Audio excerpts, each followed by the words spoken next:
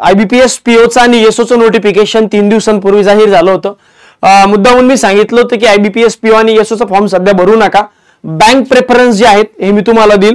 तर आजच्या व्हिडिओच्या माध्यमातून बँक प्रेफरन्स जे आहे हे तुमच्या समोर ठेवतोय. IBPS PO असेल किंवा SO असेल, जागांच्या हिशोबाने 3 प्रकारे मी प्रेफरन्स सांगतोय तुम्हाला. जागांच्या हिशोबाने वेगळे प्रेफरन्स. कोणाला वाटतंय की सर माझं कन्फर्म सिलेक्शन व्हायला पाहिजे, तुम्हाला मला असं वाटतं की मोठ्या जागा जशा आहेत त्या जागांच्या हिशोबाने मी प्रेफरन्स देऊ का?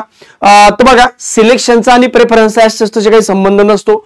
म्हणजे माझं सिलेक्शन होतंय की नाही होते हे जे आहे हे मार्क्सच्या आणि इंटरव्ह्यूच्या आणि एक्झामच्या मार्कवर डिपेंड करतं. जागा कमी जास्त असलं तर कमी जास्त कट ऑफ लागेल, पण अल्टिमेटली मला कट ऑफ तर पार करावंच लागेल. मग पहिलं जे प्रेफरन्स जो आहे हा प्रेफरन्स माझा कशानुसार द्यायला पाहिजे? माझ्या हिशोबाने वॅकन्सीज नुसार प्रेफरन्स, त्यानंतर महाराष्ट्र पोस्टिंग नुसार प्रेफरन्स आणि मोठ्या बँकांनुसार प्रेफरन्स. पैकी माझा प्रेफरन्स असतो की तुम्ही मोठ्या बँका किंवा महाराष्ट्र पोस्टिंग यापैकी द्या. कारण वॅकन्सीज नुसार जर तुम्ही पोस्टिंग दिल्या, प्रेफरन्स दिले, त्याने काहीच फरक पडत नाही. कारण तसंही तुम्हाला जर जॉब मिळणार आहे तर तो मिळणारच आहे. मग या बँकेत मिळेल किंवा त्या बँकेत मिळेल.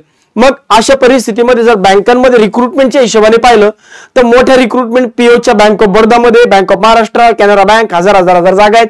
Bank of India, central bank of India, Indian overseas bank, Punjab and Sind bank, Punjab national bank.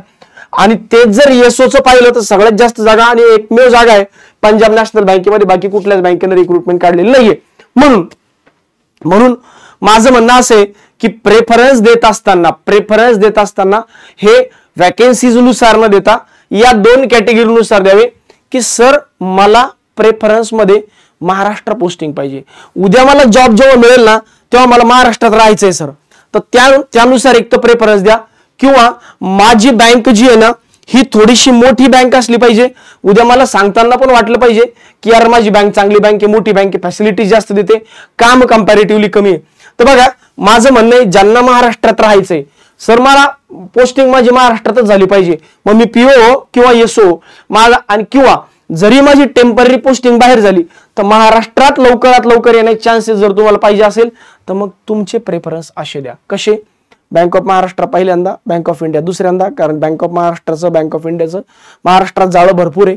Central bank of India, Punjab national Bank, Bank of Baroda, Canara Bank, Indian overseas bank, Punjab and Sind Bank, Union Bank of India, Indian Bank, UCO Bank. Union Bank of इंडियाने constantly बाहेर दिलेत posting. Canara बँकेच्या posting दर 3 वर्षाला बदलतात. त्यानंतर Punjab and Sind बँकेचा तर विशेष सोडा, छोट्या बँक आहेत. बँक ऑफ महाराष्ट्रातच पोस्टिंग मिळेल. बँक ऑफ इंडियाची पोस्टिंग पण महाराष्ट्रातच मिळते. PO आणि SOची पण जास्तीत जास्त चान्स असतात. सेंट्रल बँक ऑफ इंडियाचे महाराष्ट्रात खूप ब्रांचेस आहेत, महाराष्ट्र पोस्टिंग मिळू शकते. बँक ऑफ बडोदाच्या, पंजाब नॅशनल बँक भले यांची पोस्टिंग बाहेर देतील पण नंतर महाराष्ट्रात येतील, कारण इथं वॅकंट जागा जास्त आहे महाराष्ट्रीयन लोकांसाठी. बँक ऑफ बडोदा आयदर महाराष्ट्रात मिळेल किंवा लईच झालं तर गुजरातमध्ये मिळेल, तर आसपास महाराष्ट्राचे मिळेल. तर जर महाराष्ट्र पोस्टिंग पाहिजे तर तुमचे प्रेफरन्स असे ठेवा.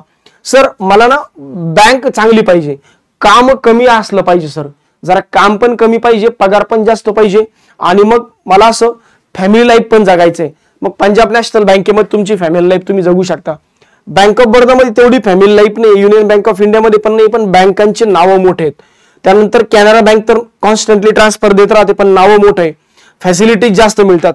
कसं होतं कंपॅरेटिव्हली इंडियन बँकेत तुम्ही जॉबला आहात आणि पंजाब नॅशनल बँकेत तुम्ही जॉबला आहात, तर पंजाब नॅशनल बँकमध्ये सॅलरी पण जास्त आहे, पे अँड पर्क्स पण जास्त आहे, फॅसिलिटीज ज्याला म्हणतो आपण, होम लोनचे रेट ऑफ इंटरेस्ट कंपॅरेटिव्हली कमी, किंवा तुम्हाला फॅसिलिटीज जास्त, जसं house rent allowances Punjab national बँकेत जास्त, इंडियन बँकेचे कमी आहे.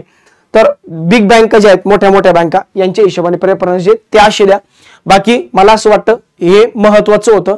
दुसरं महत्वाची गोष्ट, आता POचा फॉर्म फॉर्म भरावा का? हो, डेफिनेटली भरा, काहीच टेन्शन नाही.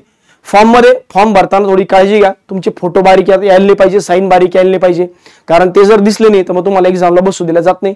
एवढंच तुम्हाला सांगायचं होतं. बाकी मला असं वाटतं सगळ्या गोष्टी क्लिअर आहे. आणि कॅटेगरी भरताना फॉर्म काळजी घ्या, डेट ऑफ बर्थ भरताना काळजी घ्या, ईमेल ID लिहिताना काळजी घ्या, मोबाईल नंबर टाकताना काळजी घ्या, कारण याच्यामुळे काय होतं, आपल्याला ईमेल ID वगैरे नाही आला तर पुढे भविष्यामध्ये प्रॉब्लेम येऊ शकतो, ईमेल जर आपल्याला नाही आला तर. त्यामुळे या गोष्टी फॉर्म भरताना काळजी घ्या, एवढंच सांगेल. धन्यवाद.